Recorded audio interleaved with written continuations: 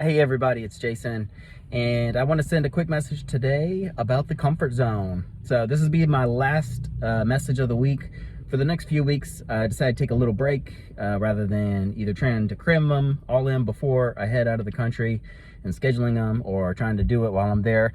I decided I'm going to take a break and just fully immerse myself in this India experience. So a lot of people have been asking what I'm going for. So it's mindfulness, it's yoga, meditation, and really just have a new experience. And so today I want to talk to you a little bit about that, about the comfort zone. That's where your hopes and dreams go to die. So I want to make sure that you are always growing and expanding, and you're not finding yourself in stagnation, stuck in the same place, unhappy, not moving forward. And so it's all about overcoming fear. So the base of the comfort zone is fear. So that fear is holding you back and keeping you from living life to its fullest, experiencing these new great things that life has to offer. And so 3 ways that I want you to focus on this week of shifting out of your comfort zone are your body, your mind, and your life experiences. And so maybe with your body, maybe that's your nutrition. Maybe it's trying some new things. Maybe it's working with a coach to give you some guidance. Maybe it's as simple as trying some new foods, trying to eat more vegetables this year, maybe shifting from fatty proteins to more lean proteins. Maybe it's having more fruits and vegetables. Maybe it's eating out less, or ordering some healthier options at restaurants. So maybe you only have one unhealthy meal out instead of every day. It's up to you to decide how far you're willing to stretch. But if you think about your comfort zone, where you are, what's one little step you can take outside of that circle? You don't have to do a full overhaul, just a little baby step. So that's body. What about our mind? So with your mind, maybe it's a little self-reflection. Maybe it's a little self-awareness. Maybe it's a little contemplation. Journaling can work really well. Some other things, maybe it's mindfulness techniques, getting your mind to focus on one thing at a time instead of just being like a bouncy ball going all over the place, little monkey mind. How can we find more peace in our mind and in our hearts and in our day?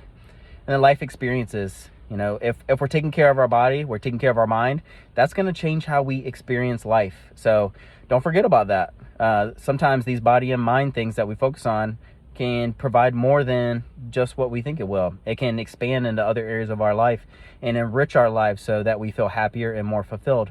But then what about like travel and adventure? Those are some other ways that we can expand our life experiences that also can have shifts in our perspective that affect our mind and ultimately affect our body and every other aspect of our life. So there's some crossover in these areas. But basically, can we change our workouts? Can we work out harder? If we've been doing something a certain way and we think it's right, but it's not working, maybe it's time to give it a change. Maybe it's the time to step outside of our comfort zone, overcome those fears, and move in a different direction and see, can we be carried forward into a new place that we haven't been?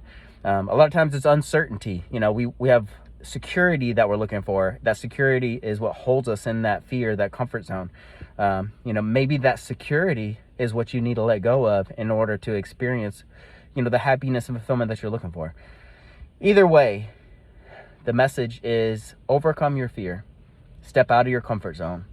You do not have to take a huge step out of the zone. All you got to do is take one little toe and dip it over the edge.